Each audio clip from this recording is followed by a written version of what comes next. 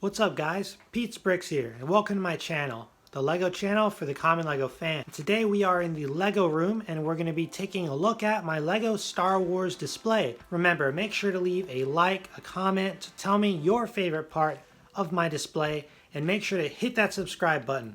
Now without further ado, I'm going to switch the camera around and we're going to go through this entire display piece by piece. I wanted to start off this video by showing you guys the newest addition to my LEGO Star Wars shelf, and that is the planets hanging above it. So you might not know, since these are pretty old, but these are LEGO. These are official LEGO planet sets. One example is Coruscant right there. These are all large printed pieces. They come in two halves and inside is hollow because you used to get like a little mini build inside. But I have a good amount of these, not all of them, but I have a good amount, and I just decided, hey, they've been in a box for the longest time.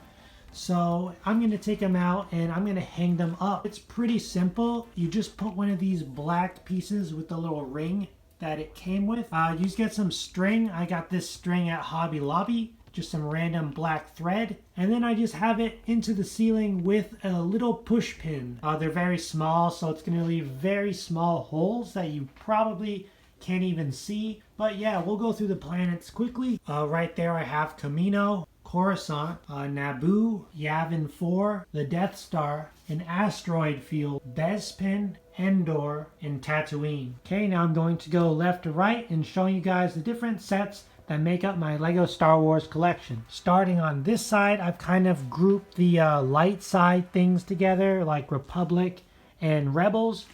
Right here is Plo Koon's Jedi Starfighter from the Clone War. Next to that is Anakin's Jedi Starfighter from Episode 3. Behind that, I have this really old LEGO Star Wars clock. You can see it has the image of Chewbacca ripping a stormtrooper's arm off, which is pretty hilarious.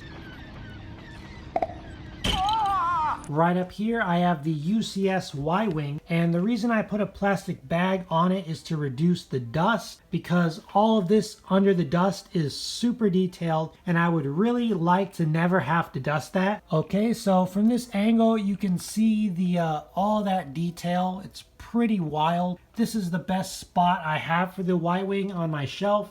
Since it's so long, I just kind of stuck it in the corner there. But yeah, that's the UCS Y-Wing. Next to that, we have the brick-built Yoda and the brick-built Grogu, or Baby Yoda, as I still like to call him. There are two large buildable figures. I like those eyes on the Grogu and the eyes on the Yoda. I mean, they've been criticized as being kind of, creepy, but I think it looks fine. I like Yoda, anything Yoda. So those are really cool buildable figures. Out in front, I just have some random minifigures. I have Luke, R2, Anakin. Here I have R2 with that third leg, which is featured in my most viewed video of all time. I'll put the link right up in the right corner of the screen right now, and make sure to check that out if you're interested in seeing how I made that. Of course, I have the prequel planets positioned above the kind of prequel set. And now we're moving to the left into my Mandalorian section. Making up the back is a Mandalorian Starfighter, which I have put backwards because I think the wings look a lot better on display this way instead of the front. There I have Darth Maul with Gar Saxon and another, as they call them, Maul-DeLorean, but it's really just a Mandalorian in the red colors. And right in front of here, I have the Mandalorian Forge set with tons of Mandalorian minifigures. I have the Mandalorian, I have Jango Fett, Pre Vizsla, which is a pretty rare minifigure. He also has the dark saber, you can kind of see there. This is a pretty rare Boba Fett. This isn't the one from Cloud City. This is the one from Slave One. He has that exclusive expression. I have Bo-Katan, a minifigure I've wanted for a very long time. She came in the new Mandalorian Starfighter, which I have right behind there. The Armorer. I have just a bunch of assorted Mandalorians back there.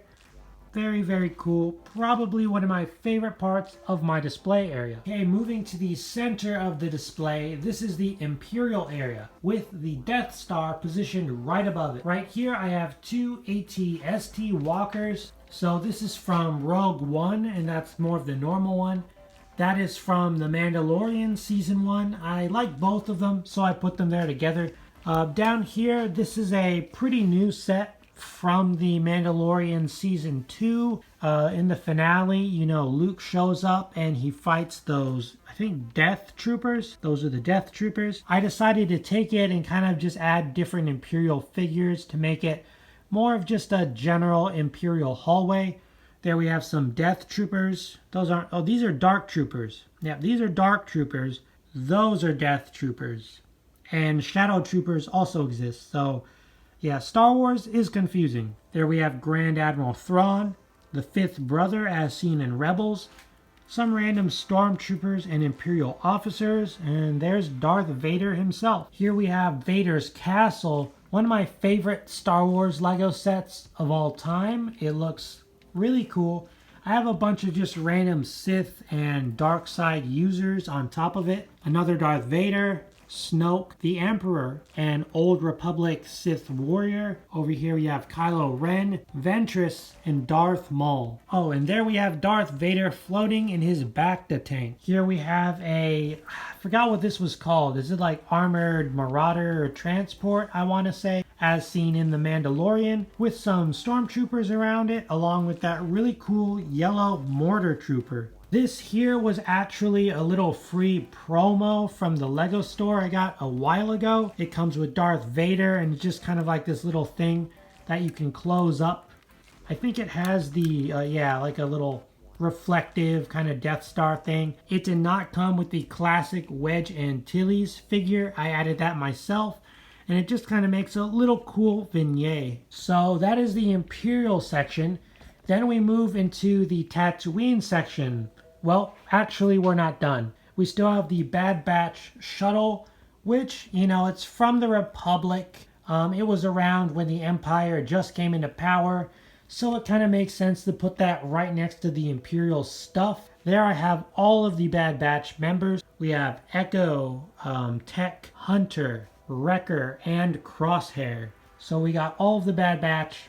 I'm really looking forward to getting that new Cad Bane ship that comes with Omega and, of course, Cad Bane. Right above these Bad Batch members, we have the UCS Slave One. Oh, I mean, the Boba Fett starship, as Disney likes to say. This is my favorite Lego Star Wars set of all time. This thing is $200, or at least it was. I'm sure it's going for a lot more sealed on the aftermarket. Super cool. I love the colors, the shape, everything about it is just so unique, and I'm so happy to have this set in my collection. Finally, right under the planet Tatooine, we have some Tatooine sets, such as Jabba's Palace with Jabba in there. Right there you have Slave Leia, sorry Disney, Hutt Slayer Leia, as they like to say now. There you have Salacious B. Crumb, Bib Fortuna, Gamorrean Guards. It's Princess Leia in Bosch disguise. Got another Boba Fett figure. I had to detach this part of Jabba's palace from the main part so that I could put the Rancor pit right underneath. You have that awesome specially molded Rancor with the dancer Ula, who got sent down there, and well, if you've seen the movie, you know what happens. She gets eaten. Right here is a little speeder, kind of a mock, which is my own creation. Just a little thing I made. I don't do a lot of mocks, as I might have mentioned in other videos, but it's just kind of a little speeder. Just kind of threw it there. Then we have the desert skiff with the Sarlacc, which has always really creeped me out with its teeth and its tongue that like opens, and the tentacles. And then along the side we have a dewback. So that is my Star Wars display. I'm going to give you guys a quick rundown on how I set it up. This wooden box thing we built is just like a bunch of plywood, some nails, screws, glue. Not super crazy. The floor here is kind of uneven. So in order to fix that, we let me show you guys. We put some wood kind of there with some cardboard. You know, it's pretty stable, I'd say. Yeah, just do what works for you, right? If you're able to maybe put this into the wall, that would be great. But we just have it stacked right on top of these containers. And yeah, I definitely have to make a separate video, but these containers store a lot of Lego and they hold this up right over here. The little space display is kind of a mess, but I'm definitely going to make a video on this in the future. Well, I hope you guys enjoyed that video. I hope it inspires you to make your own Lego Star Wars displays. This is of course not all the Lego Star Wars sets that I own. I've been collecting since I was like 6 or 7, so I have a lot of Lego Star Wars sets. These are mainly the big sets that I really don't want to put away or I don't have room to put away, and some of the newer sets I've gotten, along with some of my favorite sets I have.